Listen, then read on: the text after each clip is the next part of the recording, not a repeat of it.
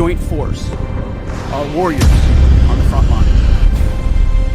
This is your moment.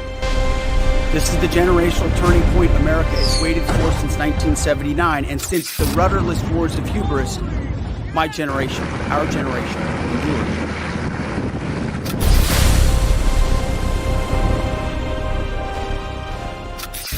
At U.S. military bases in Bahrain and the UAE, the order had come down. Bring 20,000 troops to full combat readiness for the Strait of Hormuz operation. Transport trucks rolled up to barracks at first light. Soldiers moved with purpose, loading rucksacks packed with spare uniforms, hygiene kits, first aid supplies, rations, and personal essentials. They had been told they were heading to the Middle East for an undetermined period. No one asked questions. They simply climbed aboard the trucks and rolled out toward the airfields. At the same time, airborne units were going through their own ritual. Paratroopers rigged main parachutes on their backs and reserve chutes on their chests. They carried weapons in soft rifle cases, slung over their shoulders alongside combat packs. They formed two long columns and marched toward the waiting C-17 Globemaster III aircraft, lined up on the taxiways with ramps down.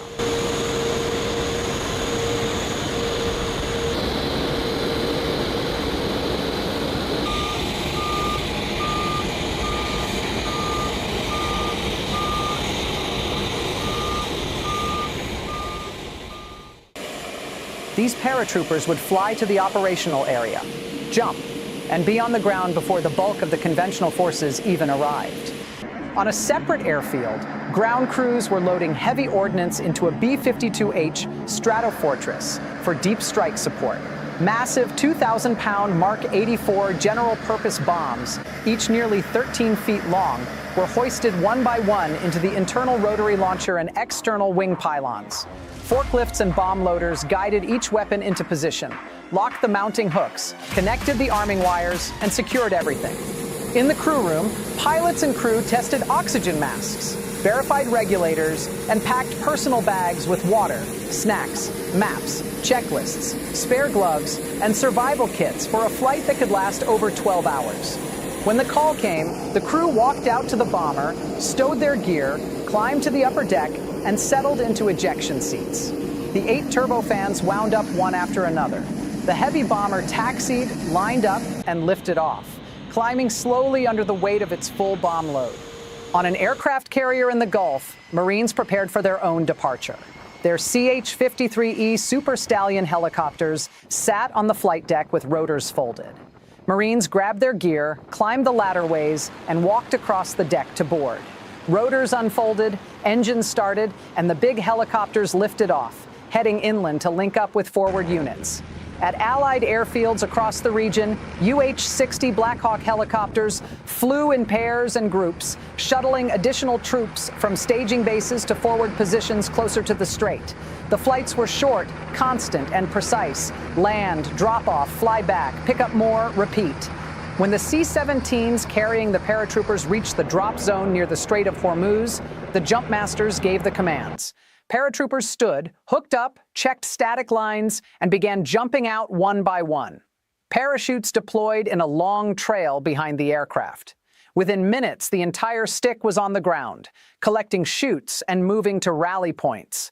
After dropping the paratroopers, the C-17s continued to Allied airfields, landed, lowered their ramps, and offloaded vehicles and support equipment. All units converged on their designated positions. The paratroopers who jumped linked up with the vehicles and supplies that arrived by air. Marines flown in by CH-53 reached their assigned sectors. Soldiers transported by Black Hawk were already at their posts. Heavy equipment and armor were arriving on follow-on flights. Everyone began the process of establishing positions, digging in, setting up communications, distributing ammunition, and building the camps that would serve as their bases of operations. The force was fully assembled, fully equipped, and ready for combat. Captain Alex Rivera stood on the bridge of the USS Tripoli, watching the final preparations. Lieutenant Sarah Klein ran last checks on her MH-53E Sea Dragon. Chief Petty Officer Marcus Hayes gave his Ranger teams one final brief. 20,000 U.S. Marines and Rangers were now in position. The order was given. The assault on the Iranian coastal missile sites began. The first wave hit the coast under covering fire from helicopter gunships. Troops poured out of El Siax and raced inland. Chief Hayes led his Rangers up the beach toward the first missile site. Lieutenant Klein banked her Sea Dragon hard, delivering precise rocket fire. One by one, the coastal missile launchers were destroyed. Radar arrays collapsed in clouds of smoke and fire. The threat that had menaced the strait was systematically erased. Wave after wave pushed deeper. The second major missile complex fell under the same coordinated assault. By the time the sun began to set, every coastal missile site near the Strait of Hormuz had been neutralized. Captain Rivera issued the final ultimatum from the captured positions.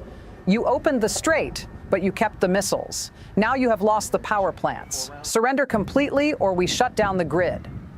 The joint force moved on the power plants. 20,000 Marines and Rangers advanced under continuous air cover. The first major power plant was secured without firing on critical infrastructure. The second and largest followed shortly after. Both facilities were now under American control. Minutes later, white flags rose across Iran. Full surrender was announced. The coastal missile threat was gone. The power plants remained intact. The Strait of Hormuz was permanently open and secure. Golden sunlight bathed the captured sites as Captain Rivera walked among his troops, shaking hands with Lieutenant Klein and Chief Hayes. Exhaustion mixed with pure pride on every face. The American flag rose high over the main control tower. 20,000 Marines and Rangers stood tall, watching the world's tankers sail freely once again through the strait they had secured forever.